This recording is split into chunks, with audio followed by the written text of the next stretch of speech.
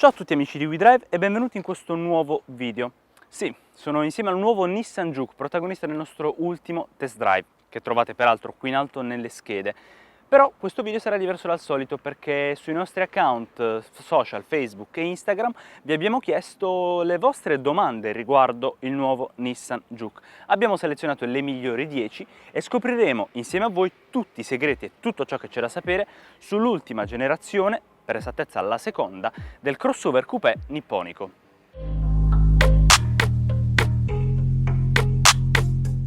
Beh, si parte col botto con questa prima domanda, perché effettivamente l'unica motorizzazione disponibile, per il momento almeno, è un turbo benzina 1000, 3 cilindri, 117 cavalli.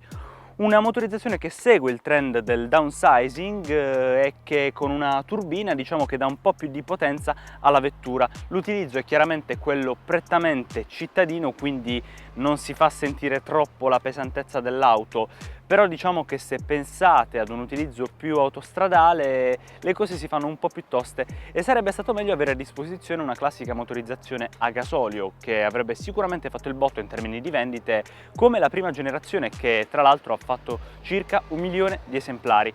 Non sappiamo se sarà la stessa cosa soprattutto in Italia, perché chiaramente l'italiano sul crossover preferisce proverbialmente il diesel, ma voci di corridoio non ancora confermate dicono che in futuro dovrebbe arrivare almeno una motorizzazione ibrida.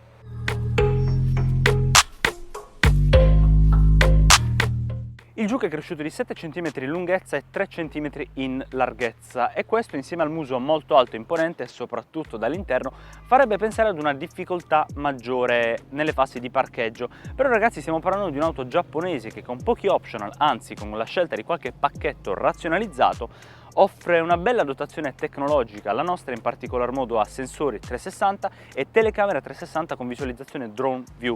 Quindi ci rende le cose molto facili, anche perché il lunotto è praticamente inesistente.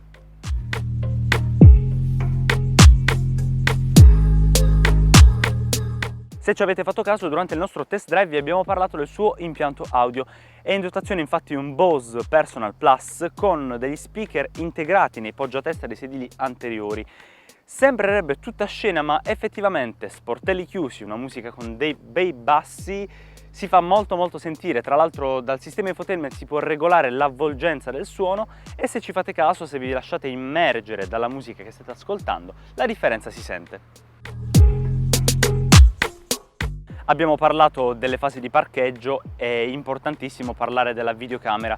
Un'auto che è uscita a fine 2019, ora siamo nel 2020, sicuramente al passo con i tempi, con una dotazione per una telecamera 360, ma la risoluzione non è esattamente delle migliori, si vede che è un po' datata. Chiaramente l'auto può essere configurata nella sua videocamera con luminosità, contrasto, saturazione, sembra quasi una reflex ragazzi.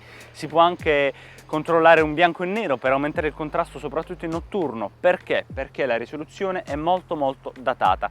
L'auto ha le griglie dinamiche per capire un po' la previsione della direzione in fase di parcheggio e se devo dirla tutta avrei preferito una risoluzione migliore, ma posso esservi sincero? Meglio averla che non averla.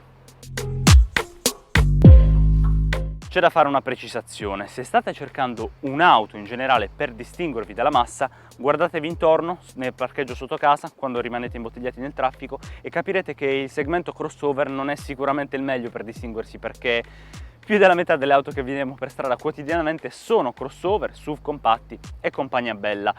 Però se state cercando qualcosa per distinguervi nel panorama dei crossover, sicuramente sì, perché da sempre, e in particolar modo con questa seconda generazione che appare più matura e più seria, il Nissan Juke si è saputo sempre distinguere con questo design molto nipponico, molto aggressivo e molto particolare. Abbinato al nostro propulsore 1000 3 cilindri turbo benzina da 117 cavalli, è disponibile un cambio DCT, un automatico doppia frizione a 7 rapporti. Chiaramente c'è anche un manuale 6 marce, ma l'automatico è quello della nostra prova. È un cambio tutto sommato appropriato a quelle che sono le prestazioni, le dimensioni del motore. Soprattutto nella vita cittadina secondo me è un'ottima scelta, perché garantisce un buon comfort di guida e ci si rilassa molto di più con l'automatico, come tra l'altro potete vedere qui nel nostro confronto tra cosa scegliere tra cambio automatico e cambio manuale. Però, nonostante si possano settare tutte quante le risposte del cambio, del motore, di tutta la vettura con i driving mode, quindi standard, eco e sport, si percepiscono talvolta le cambiate tra una marcia e l'altra. Il nostro Juke in allestimento N-Design e ha di serie i cerchi da 19. Gli allestimenti minori, quelli di partenza, partono da 16 pollici, 17 pollici ad arrivare come optional sui 19. Sinceramente esteticamente non sono male, hanno tra l'altro un bel bicolore nero e grigio, però se posso esservi sincero, per il comfort mi dirigerei su un qualcosa di un po' più ridotto, forse anche un 17 pollici, soprattutto perché quest'auto con queste protezioni in plastica scura abbiamo voluto testarla anche con un minimo di fuoristrada in un tratturo pugliese, come potete vedere sempre nel test drive, e devo dire che non ci ha reso assolutamente la vita facile il 19 pollici di questo Juke. Purtroppo non sono disponibili i fari LED adattivi, non abbiamo una funzione che ci segue in curva, ma molto positiva per quanto riguarda soprattutto la sicurezza di guida notturna e la visibilità quando non abbiamo l'illuminazione stradale è il fatto che su tutti gli allestimenti, anche su quello di partenza, Nissan offre sul nuovo Juke dei fari full LED, non c'è praticamente nessun'altra scelta. Nella gamma Renault non è presente, ad esempio con la sua stretta cugina Captur, una motorizzazione 1000 benzina da 115 cavalli. Protagonista del nostro test drive di qualche mese fa era infatti un 1500 diesel da 115 cavalli. Questo è un 1003 cilindri turbo benzina da 117. Ciò che però è molto simile, anzi è praticamente identico, è l'assetto. Nella nostra prima guida, prima di iniziare le riprese, ho notato molta familiarità con il crossover francese. Inoltre, la piattaforma modulare sulla quale è costruito il nuovo Nissan Juke è praticamente la stessa del Captur, ma anche della nuova Renault Clio.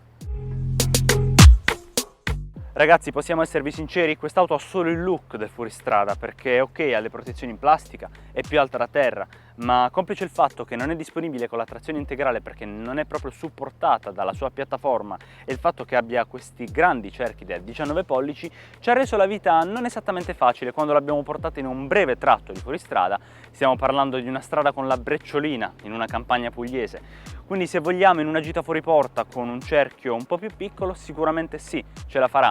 Ma se sapete di dover affrontare delle strade di montagna molto pesanti, soprattutto in fuoristrada, non ve la consigliamo affatto. Queste quindi erano le 10 migliori domande che abbiamo selezionato sui nostri account social Facebook e Instagram. Prima di salutarci non perdetevi i prossimi video come iscrivendovi al nostro canale, cliccando sul campanello e non perdetevi anche l'articolo completo sul nuovo Nissan Juke su www.wedrive.tv.